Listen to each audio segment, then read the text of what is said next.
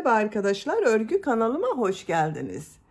Yapılışı çok kolay, tığ işi çiçekler yaptım. Bugün bu çiçek anlatımını sizlerle paylaşmak istiyorum. Bu çiçek örgülerini birçok yerde kullanabilirsiniz arkadaşlar. Ben genellikle bebek örgülerimi süslemek amaçlı yapıyorum. Bakın şu şekilde pembe renk, bu renk iplikler ve beyaz renkli iplik ile yaptım. Sarı renkli iplik ile yaptım. Ben bugün bu renkli iplikler ile yaptım. Siz tercihinize göre bu çiçek örgüsünde her renk ve marka iplikleri kullanabilirsiniz. Daha kalın iplik kullanırsanız yaptığınız çiçek örgüleri daha büyük olacaktır arkadaşlar. Daha ince iplik kullanırsanız yaptığınız çiçekler daha küçük olacaktır. Tığ olarak 5 numara 3 milimetre tığ kullandım. Elim çok sıkı değil. Bakın bu kalınlıkta iplik kullandım. Bu büyüklükte çiçekler elde ettim arkadaşlar. Sizin eliniz sıkıysa 3,5-4 milimetre tığlarla yaparsanız daha iyi olur. Daha büyük çiçek yapmak istiyorsanız da hem ipliği kalın tutabilirsiniz hem de tığ daha kalın numaralı tığları kullanabilirsiniz. Birçok yerde kullanabiliriz dedim. Bakın ben bu şekilde saç bantları yapıyorum. Yine bakın bugün bu şekilde güzel bir bebek tulumu yaptım. Bunun yakasında süsleme amaçlı kullandım. Siz de bunun gibi bebek örgülerinde kullanabilirsiniz. Bu bebek tulumundan ve saç bandından yapmak isterseniz ben bunların anlatımını yaptım. YouTube kanalıma yükledim. Bunların olduğu YouTube linkini izlediğiniz bu çiçek videosunun açıklama bölümüne ekliyorum. Siz o linkler üzerine tıklarsanız bunlardan yapabilirsiniz. Bebek elbiselerinde de çok güzel oluyor arkadaşlar. Dediğim gibi bütün bebek örgülerini süsleme amaçlı kullanabilirsiniz. Çiçek örgüsüne bakın bu sarı renkli iplik ile sık iğne yaparak başlıyoruz. Dediğim gibi siz bunu her renk iplikleri kullanarak yapabilirsiniz arkadaşlar. Mavi renkli iplik ile de çok güzel oluyor. Diğer farklı renkli iplikler ile de çok güzel oluyor. Yapacak olduğunuz bebek giysisine göre istediğiniz renk iplikleri kullanabilirsiniz. İplik tığ hazırlayalım. Hep birlikte bu kolay ve güzel tığ işi çiçek örgüsüne başlayalım. Örgü kanalıma abone değilseniz abone olmayı unutmayın lütfen.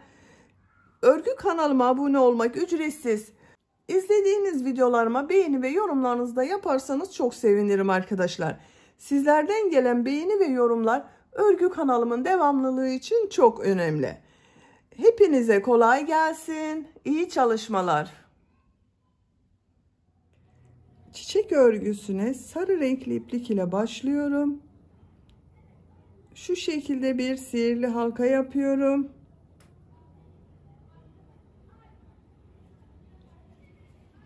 Zincir yaptım, sağlamlaştırdım. Bu sihirli halka içine 6 sık iğne yapıyorum. 1 2 3 4 5 6 sık iğne yaptım. İplik ucunu çekiyorum. Bakın şu şekilde çekiyorum. İlk yaptığım bakın şu ilmek ile ilmek kaydırma yaparak sırayı birleştiriyorum.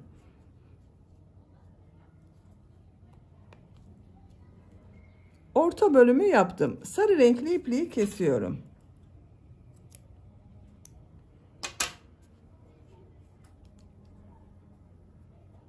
Şimdi bunun üzerine çiçeğin yaprak bölümlerini yapacağız arkadaşlar.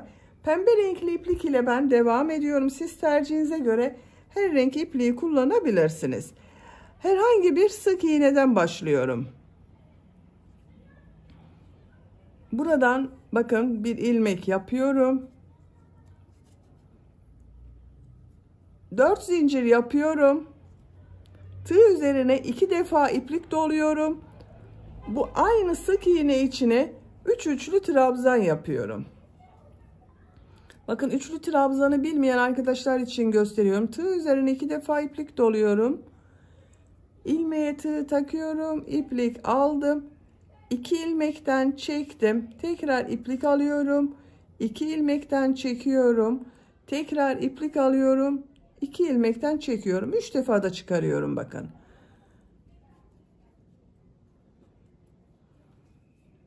Üç üçlü trabzan yaptım. 4 zincir yapıyorum. Aynı ilmek içine ilmek kaydırma yapıyorum. Bakın şu şekilde ilmek kaydırma yaptım. Diğer zincir içine ilmek kaydırma yapıyorum. 4 zincir yapıyorum. Aynı ilmeğe 3 üçlü trabzan yapıyorum.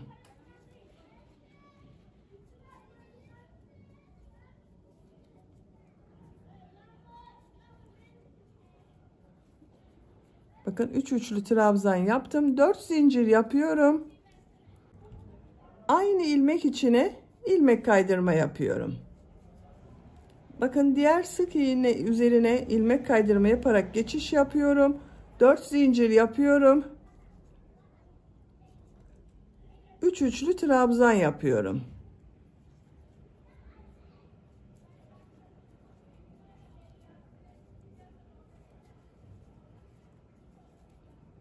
Dört zincir, ilmek kaydırma yapıyorum. Bakın bu şekilde yapraklar oluşuyor. Diğer ilmek içine ilmek kaydırma yaparak geçiş yapıyorum. 4 zincir yapıyorum. 3 üçlü trabzan.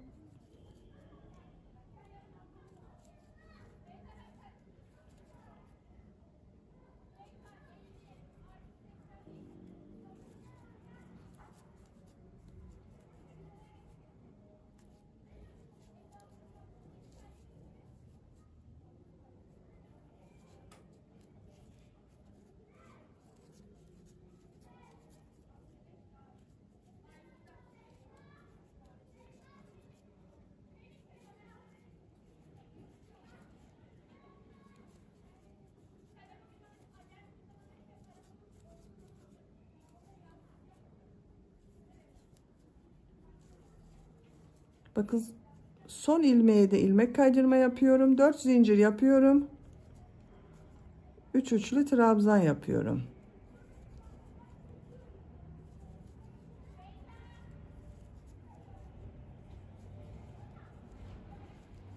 Bir, 2, 3, 4, 5, 6 yapraklı bakın çiçek yaptım.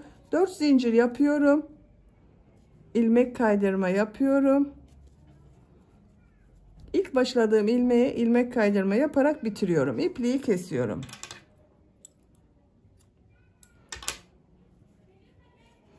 Bu ipliği biraz uzun kesip dikeceğiniz yere göre ayarlama yapabilirsiniz arkadaşlar. Bakın şu iplik uçlarını kesiyorum.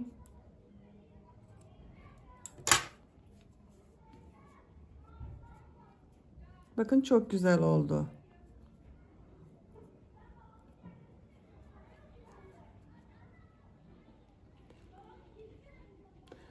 Bu çiçeği artık istediğimiz yerde rengarenk yaparak kullanabilirsiniz.